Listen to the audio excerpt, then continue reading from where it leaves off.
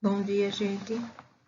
Hoje nós vamos falar sobre proteínas e ácidos nucleicos, tá? Então, para a gente ter uma noção do que são proteínas, eu coloquei aqui algumas imagens que vocês podem perceber que essas imagens se encontram no nosso dia a dia e também estão lá na página 18, que é onde inicia o nosso assunto sobre proteínas, tá? Então, as proteínas, elas são compostos orgânicos que existe maior abundância na matéria viva e em todas as estruturas celulares são encontradas proteínas. Então, as proteínas são a base para a formação de todo o nosso corpo, todos os nossos músculos. Então, basicamente, ela é a base para a formação de tudo isso que existe no nosso corpo.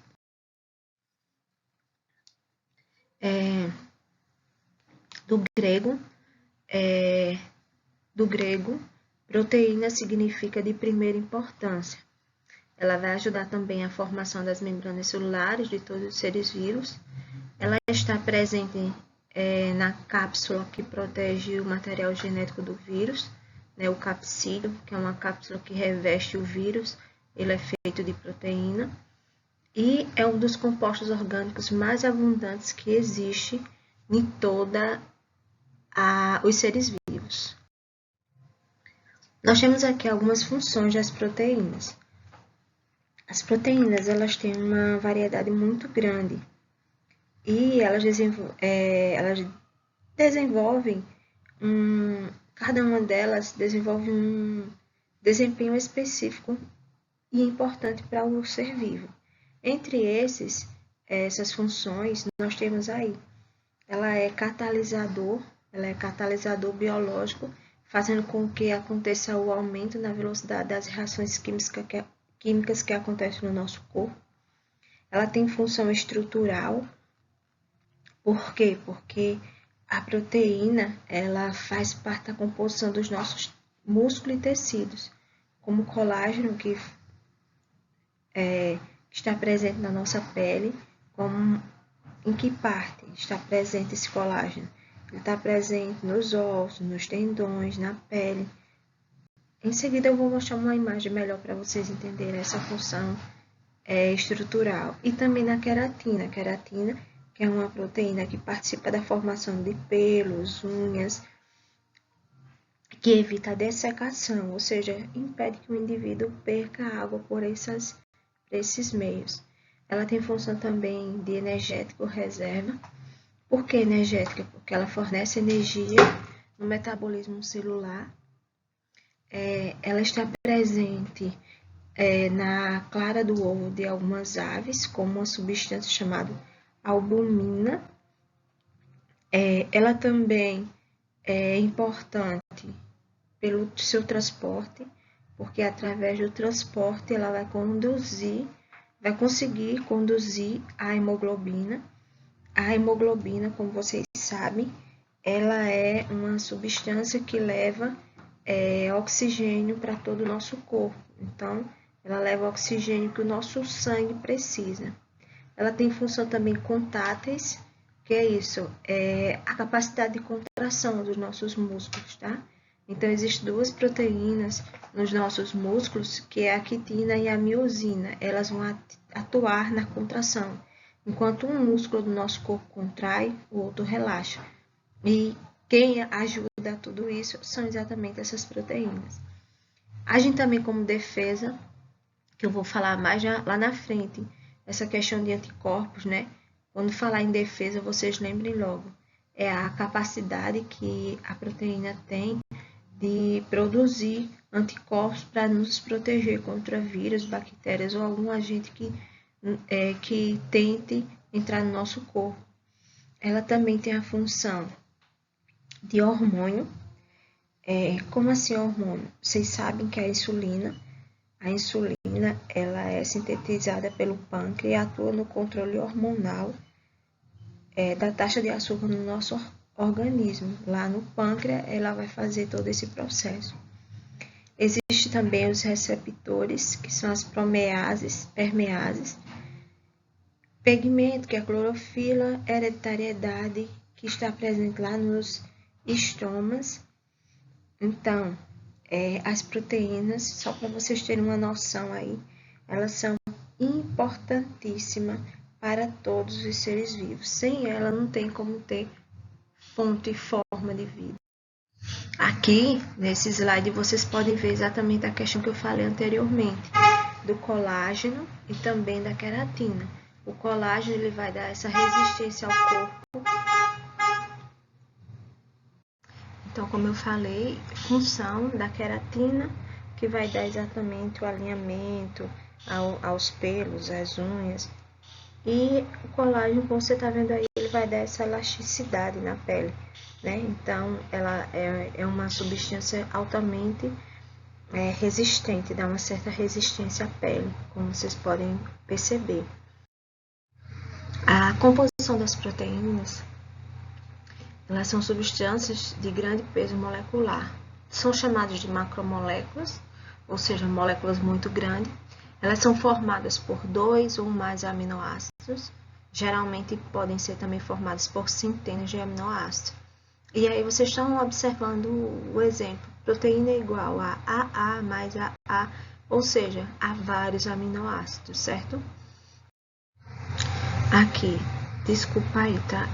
Aqui nós podemos ver a composição dos aminoácidos. Um aminoácido ele é composto por um ácido e pelo radical, que é o grupo amina. Lá no livro de vocês, na página 19, vocês têm exatamente esse carbono com essa ligação dupla com oxigênio, uma ligação simples com oxigênio, ela é chamada de carbonila. Já esse nitrogênio aqui abaixo, formado por um carbono, um nitrogênio e 2 oxigênio, ele é formado por um grupo chamado amina, tá? Então, aqui está o nome amina e o ácido. Então, essa aqui é a composição química do aminoácido. Os aminoácidos, eles são aproximadamente, os mais conhecidos são 20 tipos. Eles podem ser produzidos, assim dizendo, pelos animais, não, somente pelos vegetais. Os vegetais, eles conseguem produzir todos os aminoácidos que nós necessitamos, enquanto os animais não vão conseguir isso. Existe uma reação chamada reação transaminação, que é a produção de um tipo de aminoácido, ou seja, de um tipo de proteína, a partir de outro obtido na alimentação dos animais. Isso aí é o que acontece com a gente. Nós temos no nosso corpo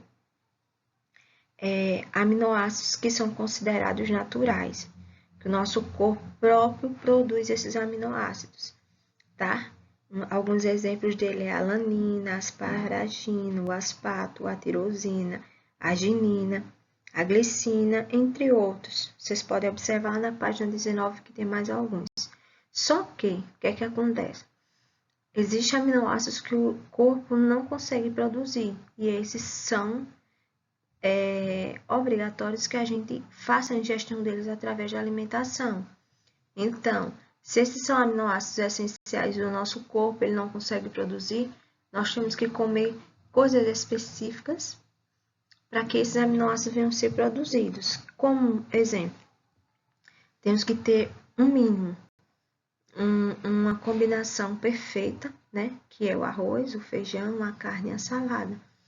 Esses 4 alimentos, eles fazem com que aconteça a combinação perfeita e o nosso corpo consiga produzir os aminoácidos essenciais, fazendo com que nós façamos a ingestão desses 4 componentes.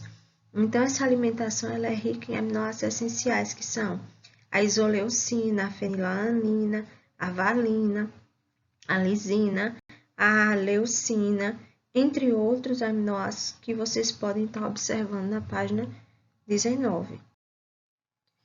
Os aminoácidos, eles conseguem formar uma coisa chamada ligação peptídica.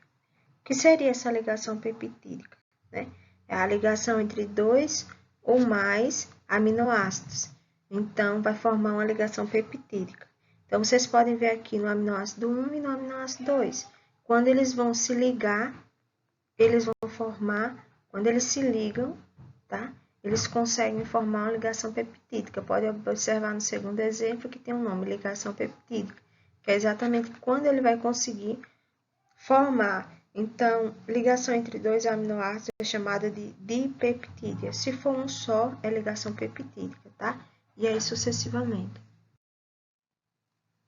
Aqui eu tenho só algumas diferenças entre as proteínas para vocês. Primeira proteína e a segunda proteína, o que vai diferenciar ambas é exatamente a quantidade de aminoácidos. Nenhuma quantidade é maior, na outra quantidade é menor, tá? O segundo exemplo, na proteína 3 e 4, vocês observam que elas têm a mesma quantidade. O que vai ter aí, o que vai ser diferente elas vai ser o tipo de aminoácido que vocês podem ver que tem coloração diferente. No quinto e sexto, vocês observam que além deles serem diferentes, né, a quantidade você observa que é a mesma, porém a sequência deles vão diferenciar. Vão ter os mesmos aminoácidos, mas eles vão ter em posições diferentes. As proteínas elas podem ser classificadas de acordo com a forma e a estrutura espacial. A forma aqui ela apresenta duas formas, a fibrosa e a globulares. A fibrosa tem esse formato retorcido, como no caso a albumina, que é encontrada no ovo, e a queratina no cabelo. Já as proteínas globulares, elas se locomovem enovelando-se, e o exemplo é a hemoglobina, né? A hemoglobina que leva o oxigênio para o nosso sangue. Aqui nós temos as estruturas, a classificação de acordo com a estrutura espacial. Aqui a gente pode perceber. Então, aqui vocês, como eu já falei, vocês estão vendo a estrutura primária, secundária, terciária e quaternária. A primária corresponde à sequência linear de aminoácidos que formam o peptídeo e é determinada geralmente por uma sequência de aminoácidos, que começa com a serina, tirosina, e aí sucessivamente os diversos outros aminoácidos de forma sempre linear. Já a secundária, ela tem forma uma cadeia em hélice e ela sofre atrações químicas entre os aminoácidos, fazendo com que eles sejam formados dobrados em cadeia peptídea, tendo esse formato aí de hélice. Já a estrutura terciária, a proteína sofre maior grau de enrolamento, surgindo várias ligações químicas dos tipos ligações de hidrogênio e ligações de disulfeto entre o átomo de enxofre. Normalmente, vocês podem observar que ela forma aí tem um formato de hélice torce entre si, né? Que acontece essa torção aí. Já a quaternária, quando duas ou mais cadeias polipeptídeas se associam por meio de pontos de hidrogênio, como acontece a formação da hemoglobina, né? Ela vai ter esse formato aí, um formato de cadeia em beta, tá? Aqui vocês também podem observar o formato, né? Dessas proteínas, da forma estrutural, em ambos os exemplos. É muito importante que a gente entenda que as enzimas, que é um tipo de proteína específica, ela pode sofrer algumas influências. Principalmente, a proteína ela pode sofrer ou vir a desenvolver uma função chamada desnaturação. Nesse processo, a forma da proteína é alterada em razão de ter sido submetida a altas temperaturas ou alterações de pH, por exemplo. A desnaturação da proteína a torna inativa e quase sempre é irreversível. Um bom exemplo disso é a questão do ovo, né? Da clara do ovo e a albumina. Ao ser aquecida, ela vai endurecer e não vai ter como voltar ao que ela era antes. Vocês podem observar aí, tá? Existem algumas vantagens e desvantagens para essa desnaturação de proteínas. A vantagem é referente à esterilização dos fracos, utensílios e alimentos, né, que acontece isso. Já a desvantagem, isso vai acontecer quando a febre chega acima de 40 graus Celsius, né, que o indivíduo pode vir a ter um estado mais agravar e agrava muito mais. Existe também lá, até na página 22 do livro de vocês, referindo-se exatamente a toda essa questão da estrutura das proteínas e exatamente dessa enzima, né, que é um tipo de proteína específico. As proteínas elas vão entrar agora no segundo grupo, que é essa função, uma outra função importante que as proteínas têm, tá? Além dessas que eu falei anteriormente, que foi a questão da enzima, as enzimas, elas são um tipo de proteína específica, mas que vai acelerar os processos biológicos que acontecem. Na página 22 do livro de vocês têm exatamente alguns exemplos dessa enzima aí, como ela sendo um cofator para o desenvolvimento de toda a estrutura. E vocês também têm nessa página 23, tá? Vocês também têm a desnaturação enzimática, né? Que são alguns fatores que vai interferir aí na atividade enzimática, podendo fazer com que aconteça a redução da reação enzimática ou ela pode até mesmo não acontecer, certo? A gente vai falar agora sobre a função de defesa, né, na questão dos anticorpos. É importante a gente falar muito disso por dois motivos. Quando a gente fala da defesa do nosso corpo, a função das proteínas como auxiliar na defesa do nosso corpo, ela vai nos proteger, como eu falei anteriormente no outro slide, ela vai fazer com que venha nos proteger contra vírus, bactérias, que esses agentes eles possam penetrar no nosso corpo. Então, vai acontecer que o corpo ele vai produzir, né? Ele vai produzir essas substâncias para que o nosso corpo venha a combater. Então, os anticorpos que se combinam, ele vai se combinar um antígeno, ele vai neutralizar o efeito dessa substância que venha querer entrar no nosso corpo, certo? Então, aqui nós temos exatamente, além de tudo isso que eu falei, o sistema imunológico ele funciona 24 horas por dia e compreende todos os mecanismos de defesa do nosso corpo contra bactéria, vírus ou outros parasitas. Ele também é responsável pela limpeza do organismo, pela rejeição de transplantes e memórias imunológicas. Então, o nosso sistema imunológico ele funciona 24 horas para fazer tudo isso. A limpeza, rejeitar qualquer substância que venha entrar no nosso corpo que não for compatível e também a memória imunológica. Essa memória imunológica é tipo assim, eu peguei a gripe, H1N1, o vírus. Esse vírus, se eu tomei a vacina, eu tomei essa vacina, então eu já estou com o vírus inativo. Quando esse vírus entra dentro de mim, o meu sistema imunológico vai reativar essa memória pelaquela substância que está entrando dentro do meu corpo e vai proteger e vai produzir antígenos para poder me defender. Então, é dessa forma que vai funcionar. Então, essas substâncias é importante que a gente relembre, tá? Antígeno, corpo estranho que provoca a formação de anticorpos, geralmente formada por proteínas. Um animal não produz anticorpos contra suas próprias proteínas. Os anticorpos ou imunoglobulinas são proteínas produzidas pelos leucócitos, glóbulos brancos, somente são produzidas quando houver estímulo. São específicos, um anticorpo para cada antígeno. Então, eu tomei um anticorpo para tal vírus, H1N1. Então, eu vou produzir um antígeno. Esse antígeno é tipo uma informação genética que vai ficar ali, que o meu corpo vai reagir quando ele vier penetrar em mim. Então, não esqueçam, tá, gente? Não confunda antígeno com anticorpo, tá?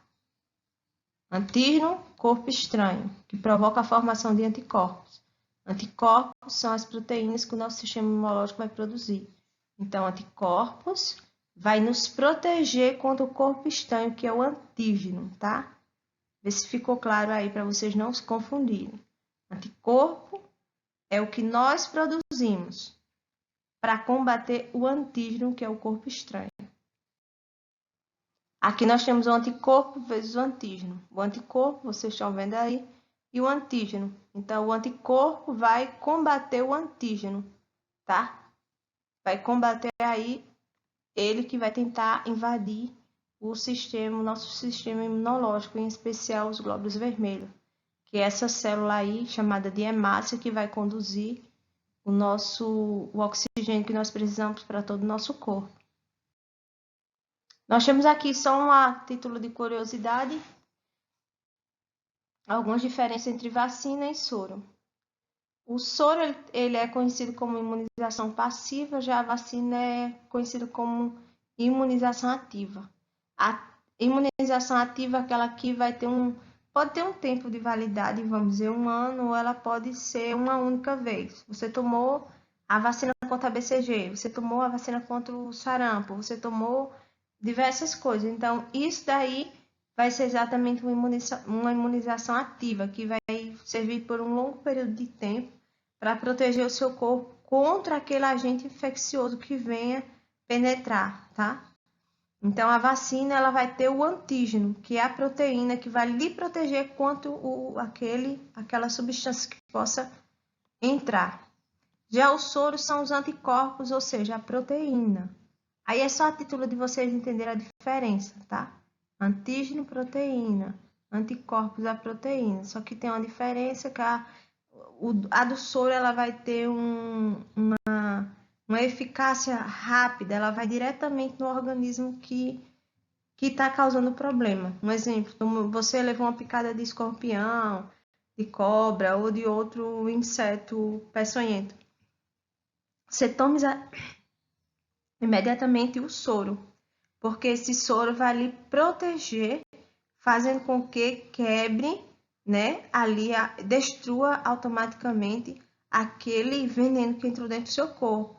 Aquele veneno que você foi injetado em você automaticamente, ele vai provocar aí a destruição dele e o seu corpo vai ficar ótimo novamente, tá? Então, observem aí essa tabela com essas diferenças. Vamos agora voltar lá, falar na página, no livro de vocês novamente, lá na página 22, tá? A função catalisadora, no caso aí das enzimas. Lembra que eu falei que as enzimas, elas têm função, as proteínas, elas podem ter uma função específica que são as enzimas, que são que acelera o processo de reação química. Então, aqui tem a primeira imagem, vocês estão vendo aí pessoas com poucas afinidades, né? Entre as moléculas.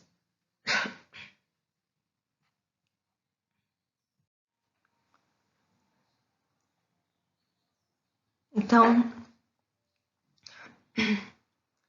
as proteínas com função catalíticas aumentam a velocidade das reações químicas, né? Como eu estava falando. Então, o que é que vai acontecer aqui? Elas têm pouca afinidade entre as moléculas, as enzimas presentes fazem a união entre elas, e o terceiro, moléculas combinadas em enzimas livres. Aí vocês estão vendo um exemplo para que a gente tente entender um pouquinho aí sobre isso. Vamos para o próximo.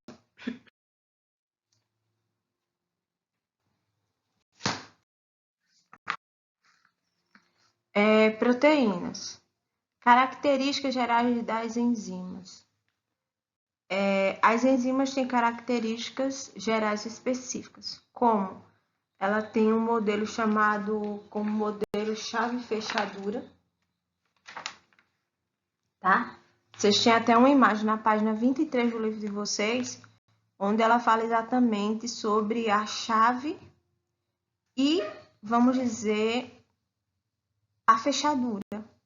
Então, a chave da minha casa só abre a fechadura da minha casa. Se eu for...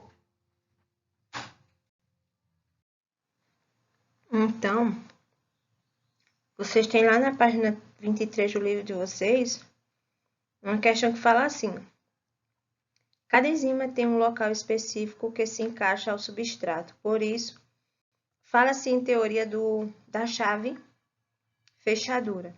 Embora o ajuste seja feito conforme o substrato se liga à enzima, ou seja, ocorre um encaixe induzido. Os locais em que ocorre esse encaixe denominam-se centro ou sítios ativos de enzima. Por isso, substratos diferentes daqueles que se encaixam nos sítios ativos de uma enzima específica não podem fazer parte daquela reação. Então, pode-se comprovar exatamente isso que eu estou mostrando aqui para vocês. Segundo parágrafo da página 23. Aqui, nós temos exatamente a maltose, a reversibilidade dessa reação, né? Ela pode ser reversível. Então, a maltose, ela é feita a partir de 2 moléculas de glicose. Então, nós temos aí, com a maltose, eu vou adicionar uma molécula de água, mais H2O. Então, essa água que vai ser adicionada, ela vai ser uma coenzima do substrato, fazendo com que aconteça a hidrólise, e através dessa hidrólise vai acontecer a quebra da molécula e formando assim a glicose. A glicose que é formada por com uma substância, mais uma glicose com uma glicose, ela vai formar lá em cima a maltose novamente, se uma vez elas for fundidas realmente. Aqui nós estamos vendo alguns fatores que interferem na atividade enzimática. Entre esses fatores nós temos aqui, que limitam a ativação dela, o pH.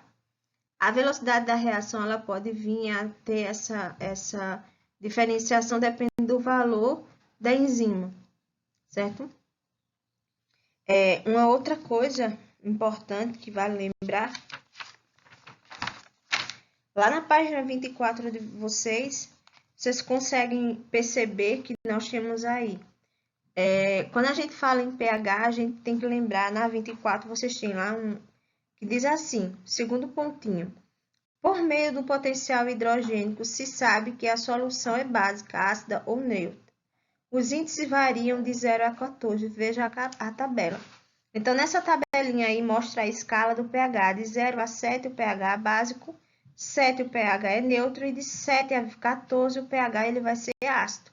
Então, aí, cada enzima ela apresenta um pH ótimo para sua atividade, em cuja velocidade da reação é a máxima. As alterações de pH também podem se comprovar através da desnaturação de enzima ou inibir sua ação.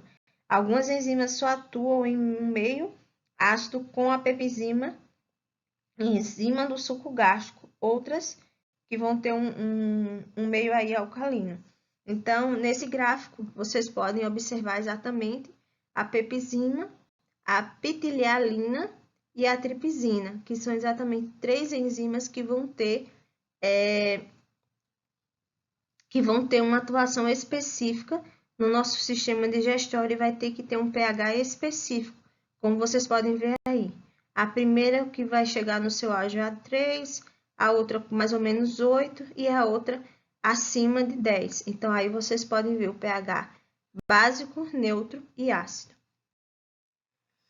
Um outro fator é exatamente a concentração do substrato. O que seria essa concentração do substrato?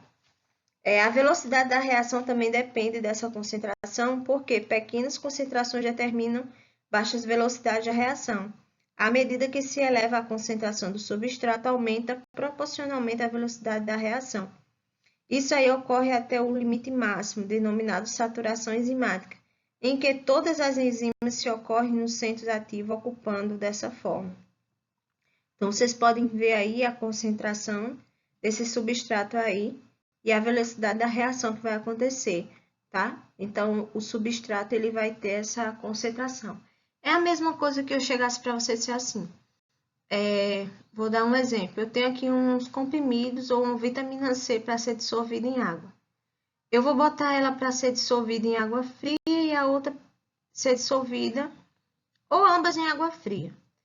E vou pegar os comprimidos, em uma eu vou cortar o comprimido em 4 pedaços e a outra eu vou colocar o comprimido inteiro.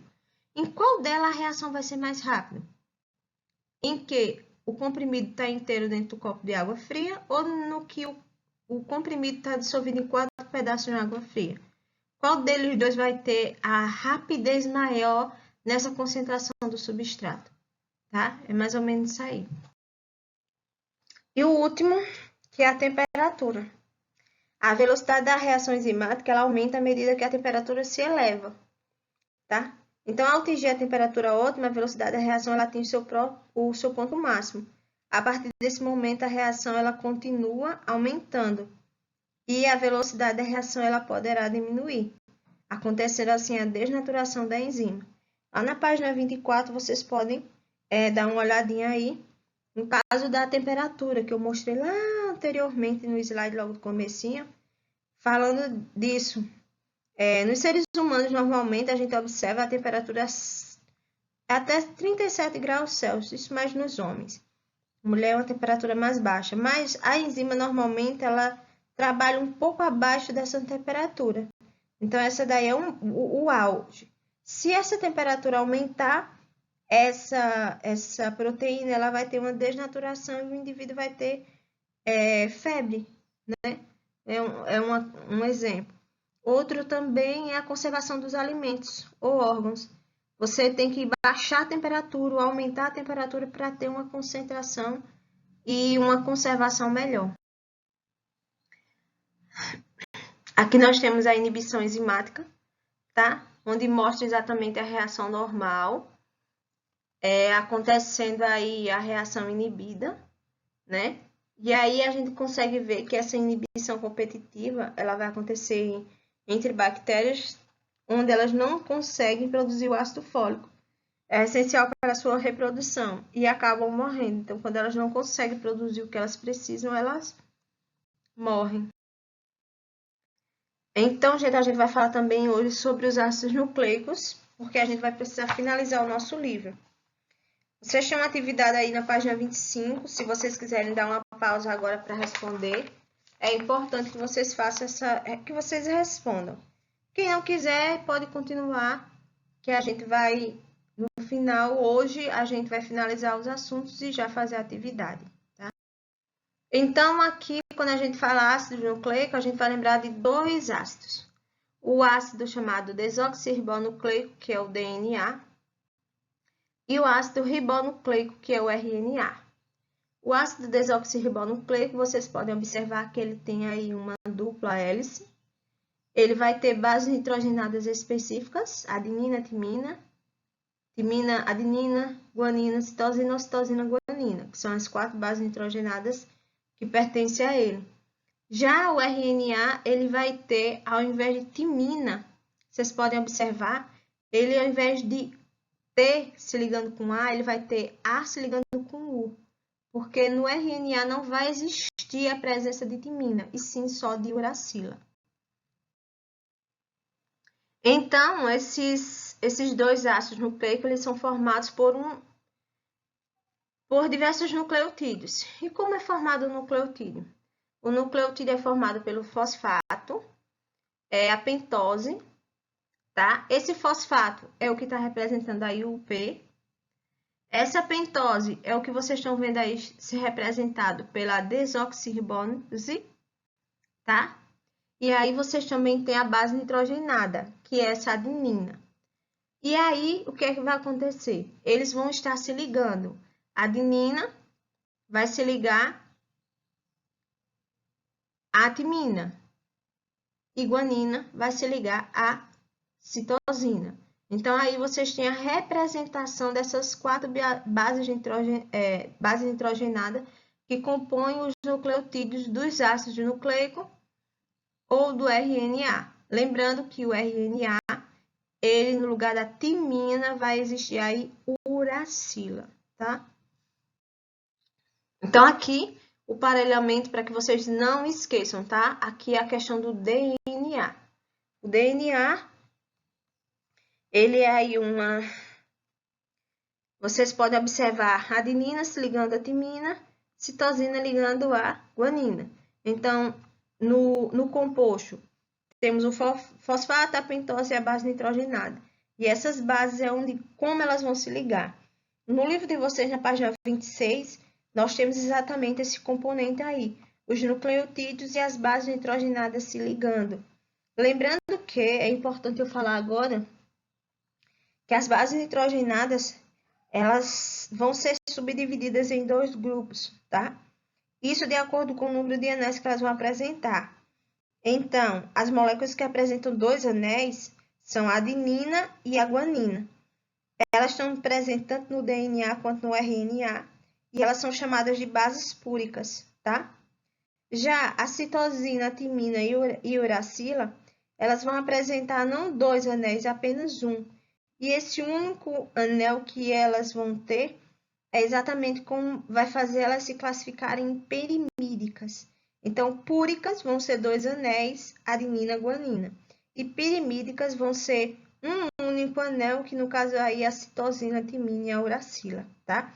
E aqui, como vocês estão vendo, então, vocês estão vendo exatamente o DNA, que é formado por bases púricas e pirimídicas. Aqui nós estamos vendo a duplicação do DNA. O primeiro segmento da molécula de DNA, vocês observem, adenina, timina, citosina, guanina, e é dessa forma que elas vão se ligar, tá? Sempre. Uma cadeia de DNA, ela é composta basicamente por 2 fitas, onde elas vão estar tendo esse agregamento, tá? Elas vão ter essa combinação. Mais tarde, o que é que vai acontecer? A primeira base, a primeira cadeia, ela vai começar a se separar e vai servir como se fosse um molde. Esse molde que ela vai gerar 2 moléculas idênticas de DNA através do emparelhamento de novos nucleotídeos representados aí na cor azul, como vocês podem observar. Então, elas vão dar origem a exatamente 2 novas cadeias idênticas, tá? Com a combinação perfeita. E aí, vocês podem observar no terceiro exemplo aí, elas formaram 2 moléculas de DNA com sequências idênticas de nucleotídeos. Aqui nós temos a transcrição, que é a produção do RNA.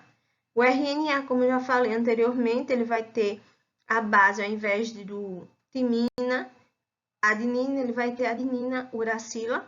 Gente, é importante que vocês fixem isso na cabeça de vocês por 2 motivos. Aqui é tipo uma introdução dos ácidos nucleicos. Somente no 4º bimestre a gente vai ver mais detalhadamente todos esses ácidos nucleicos, tá? E aí vocês têm a citosina, a guanina, a guanina e a citosina vão se ligar da mesma forma. Então, gente, por hoje é só isso. Então, é importante que vocês lembrem, tá? Que a diferença entre o DNA e o RNA é exatamente devido à pentose. Que uma e a base nitrogenadas. Que nenhuma vai ter timina, adenina, guanina, citosina. E na outra, no RNA, não vai ter a timina, e sim a uracila, tá? Então, é muito importante que a gente esteja lembrando disso daí. Então, o fosfato, a pentose e a base nitrogenada, que vão ser diferentes. Então, desejo a todos uma boa sorte. Espero que vocês possam agora concluir a atividade do livro de vocês, que inicia aí na página que eu já tinha passado anteriormente, e vocês vão concluir a página 33 a 39 do livro de vocês, tá? Na página 29, vocês ainda vão ter uma coisinha chamada de DNA polimerase. Aí, é importante que vocês deem uma lida também para a gente, quando chegar no 4º bimestre, vocês tentarem lembrar de alguma coisa, tá? Então, espero que vocês tenham entendido. Eu vou estar aqui para tirar qualquer dúvida.